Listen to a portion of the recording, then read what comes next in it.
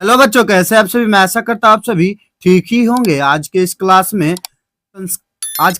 में हम साइंस का मोस्ट वीवीआई क्वेश्चन लेके आए हैं, जो आपको जो है हर एक साल पूछे जाते हैं। ऐसे ही हम 5 सेट आपके लिए लेकर आएंगे। तो हमारे इस channel study zone by Manjish sir को सब्सक्राइब कर लीजिए और घंटे के निशान को ऑल पर दबा लीजिएगा। ऐसे ही मोस्ट वीवीआई क्वेश्चन मिलता रहे। तो चलिए बिना वक्त गवाए क्वेश्चन को पढ़कर उसका आंसर देते हैं। हमने जो है इससे पहले जो है 3 और सब्जेक्ट का जो है पहला सेट डाल रखा है, ठीक है। तो उसको जाके आप पहले देख लीजिएगा। चलिए अब हम क्वेश्चन 1 में जो दिया हुआ है, यहाँ भौतिक का क्वेश्चन दिया हुआ है, लघुत्तरीय प्रश्न।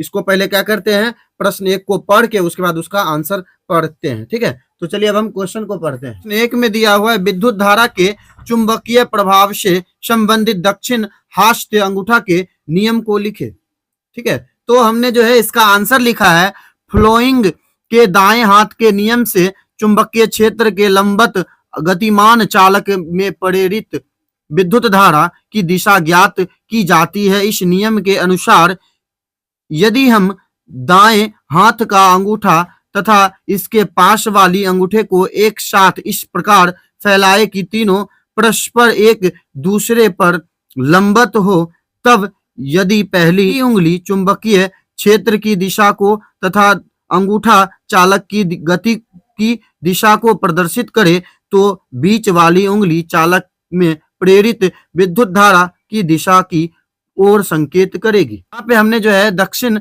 हस्त अंगूठा का जो है फिगर यहाँ पे दे रखा है। आप यहाँ पे देख लीजिएगा, जैसे जैसे इसमें पूछा गया था, ठीक है, वैसे ही हमने जो है यहाँ पे दर्शाया है। तो चलिए अब हम इस पेज को जो है क्या करते हैं, ऊपर करके उसके बाद जो है इसका क्वेश्चन और इसके बाद के आंसर को भी पढ़ेंगे। उसके बाद देखिए क्वेश्चन 2 में दे रखा है, घरेलू विद्युत परिपथ में श्रेणी क्रम संयोजन का उपयोग क्यों नहीं किया जाता। तो हमने जो है इसका आंसर लिखा है, श्रेणी क्रम संयोजन से धारा को स्वतंत्रता पूर्वक भेजी या रोकी नहीं जा सकती। कहीं परिपथ भंग होने पर संपूर्ण धारा बंद हो जाती है, अतः श्रेणी क्रम संयोजन का उपयोग घरेलू परिपथ में नहीं किया जाता, ठीक है।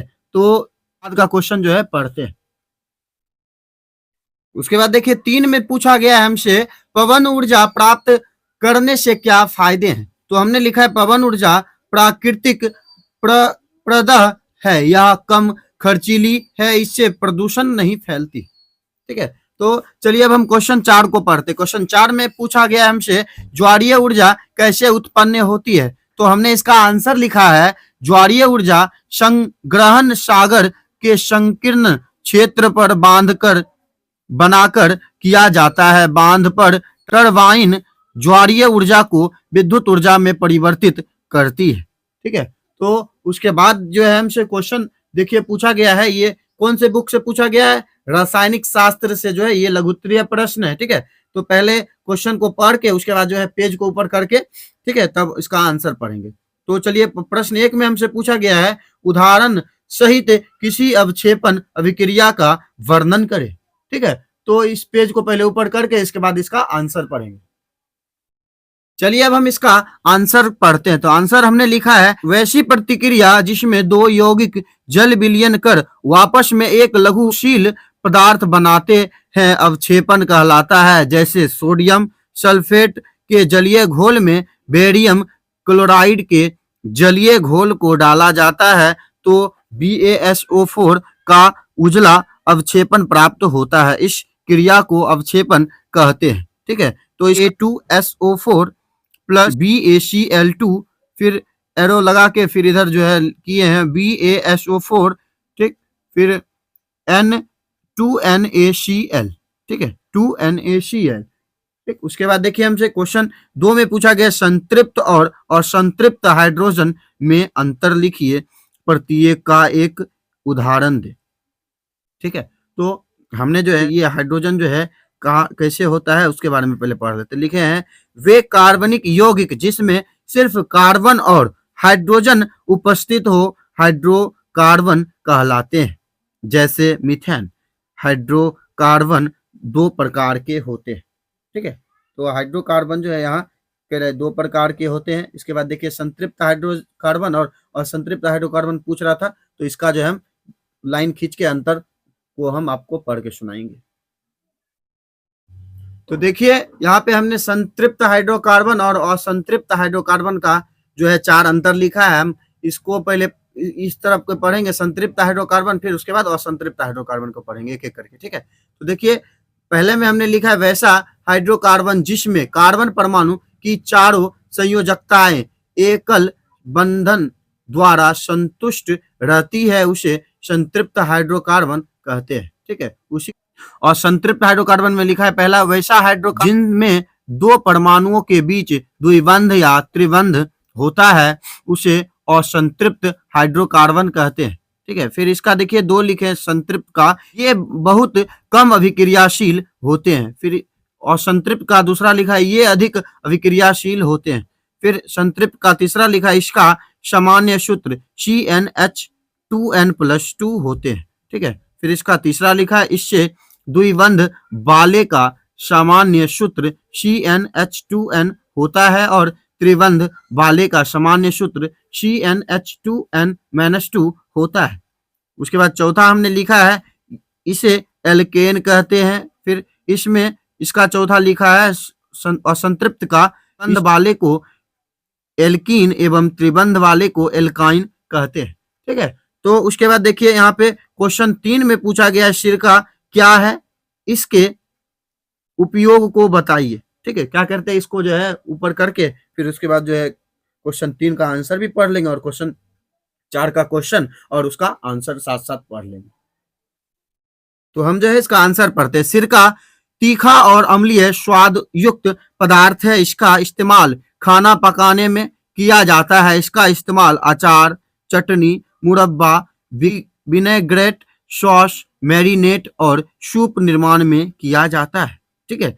तो उसके बाद देखिए क्वेश्चन 4 में हमसे पूछा गया है ड्रिप सिंचाई व्यवस्था क्या है।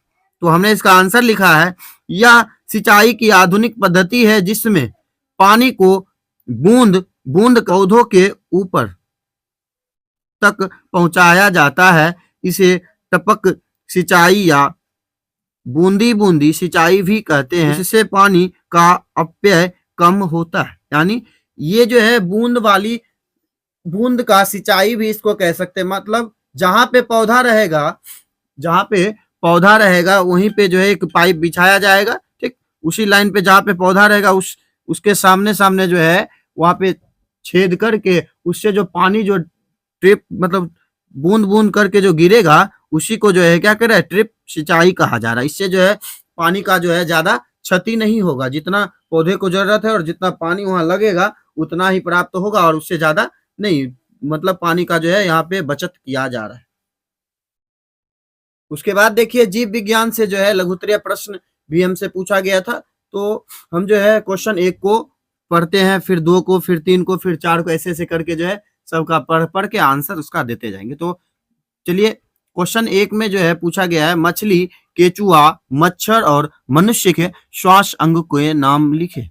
तो हमने लिखा है मछली का जो है पहले मछली पूछा था उसलिए गलफड़े, केचुआ का त्वचा, मच्छर का श्वास नाला और मनुष्य का फेफड़ा, ठीक है। तो चलिए अब हम क्वेश्चन 2 को पढ़ते हैं। क्वेश्चन 2 में दिया हुआ तंत्रिका तंत्र के क्या कार्य है। तो हमने लिखा है तंत्रिका तंत्र शरीर के किसी भाग में दर्द या क्षति की अनुभूति को मस्तिष्क तक पहुंचाता है। तदुपरांत मस्तिष्क तंत्रिकाक्ष उससे प्रति संवेदन उत्पन्न करती है, ठीक है। उसके बाद देखिए प्रश्न 3 हमसे पूछा गया है मनुष्य में होने वाले सामान्य लैंगिक रोगों के नाम लिखे, ठीक। इसका जो है हमने आंसर लिखा है सिफिलिस, ट्राइकोमोनोसिस, गोनेरिया आदि रोग एसटीडी है। इसके 376 बिलियन मामले सामने आते हैं, ठीक है। उसके बाद देखिए क्वेश्चन 4 को पढ़ के इसके आंसर को जो है ऊपर इस पेज को ऊपर करके उसके बाद इसका आंसर पढ़ेंगे। तो पूछा जा रहा है समजात अंग एवं समरूप अंग से आप क्या समझते हैं। तो इसका इस पेज को जो है ऊपर करके उसके बाद इसका आंसर पढ़ेंगे। समजात, तो हमने जो है पहले समजात पूछा था, समजात का लिखा है वैसे अंग जिनकी उत्पत्ति एवं मूल्य संरचना में समानता होती है, पर बाहरी रचना के अंतर आ जाता है, समजात अंग कहलाते हैं, जैसे पक्षी के पंख, मेढकी दागे। ठीक है, तो उसके बाद देखिए समरूप अंग है, उसके बारे में हमने लिखा है जीवों के वे अंग जो देखने में एक समान प्रतीत हो किंतु कार्य अलग अलग ही समरूप अंग कहलाते हैं, जैसे मक्खियों के पंख, डॉल्फिन और पेंगुइन के फिलपर्स। ठीक है, तो इसके बाद का क्वेश्चन जो है हम जो है यहीं तक जो है लघुत्तरीय प्रश्न जो है खत्म हो जाता है। इसके बाद जो है हम अब दीर्घोत्तरीय प्रश्न की ओर चलते हैं। तो पहला जो बुक का चैप्टर स्टार्ट हुआ था भौतिक विज्ञान, तो वहीं से जो है हम इसका दीर्घोत्तरीय प्रश्न को स्टार्ट करेंगे। तो चलिए अब इस पेज को साइड करके अब दीर्घोत्तरीय प्रश्न को दिखाते हैं। तो देखिए ये जो है भौतिक विज्ञान का दीर्घोत्तरीय प्रश्न हमसे पूछा गया है। तो प्रश्न 1 में पूछा है डायनमो क्या है, इसके सिद्धांत और क्रिया का स्वच्छ चित्र के सहारे वर्णन करें। हमने जो है इस साइड जो है आपके लिए एक फिगर दे रखा है, वही जो है डायनमो का फिगर है। तो चलिए अब इसका सिद्धांत पढ़ेंगे, बनावट पढ़ेंगे और क्रिया पढ़ेंगे। ठीक है, और यहाँ पे जो है फिगर पहले से दे रखा है। तो चलिए पढ़ते। तो सिद्धांत, डायनमो एक साधन है जिसकी सहायता से यांत्रिक ऊर्जा को विद्युत ऊर्जा में परिवर्तित किया जाता है या विद्युत चुंबकीय प्रेरण के सिद्धांत पर कार्य करता है। ठीक है, तो उसके बाद देखिए हमसे जो है पूछा जा रहा है, पहले क्या करते हैं पेज को ऊपर करके उसके बाद बनावट और क्रिया भी साथ साथ पढ़ के निकल जाएंगे। ठीक है, तो चलिए अब हम पेज को ऊपर करते हैं। तो हमने लिखा है इसमें NS एक प्रतिशाली नाल चुंबकीय होती है जिसके माध्यम ABC एवं कुंडलिनी होती है, जिसका एक सिरा वलय RA से तथा दूसरा सिरा वलय R2 से जुड़ा रहता है। वलय पर कार्बन की ब्रश क्रमशः B1 तथा B2 लगी रहती है, जिससे संयोजक तार लगा कर उसे बल से जोड़ते हैं। कुंडलिनी एक धुरी से जुड़ी रहती है जो अपने अक्ष पर घूमने के लिए स्वतंत्र रहती है। उसके बाद देखिए हमने जो है क्रिया लिखा है, तो हमने उसमें जवाब दिया है जब कुंडली ABCD घूमती है तो चुंबकीय बल रेखाओं की संख्या में परिवर्तित के कारण उससे प्रेरित धारा प्रवाहित होने लगती है। पहले अर्ध चक्र में धारा AB से CD की ओर तथा अगला आधा चक्र में धारा से BA की ओर प्रवाहित होती है। इस प्रकार इससे प्रत्यावर्ती धारा उत्पन्न की जाती है। तो इसके बाद जो है हमसे रासायनिक विज्ञान से जो है था इसके बाद का बुक, तो हम उसके बारे में जो है पढ़ेंगे, उससे वो भी प्रश्न जो है दीर्घोत्तरीय ही है।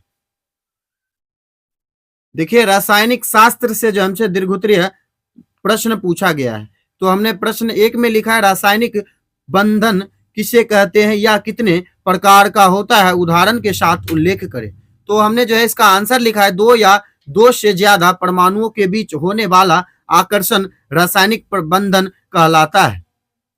यह आकर्षण परमाणुओं के नाभि में मौजूद प्रोटॉन के धनात्मक और ऋणात्मक आवेश के बीच होता है। बंधन बनने के दौरान परमाणु अपने बाहरी आवरण से इलेक्ट्रॉन साझा या छोड़ते हैं। तो उदाहरण में हमने लिखा है H2।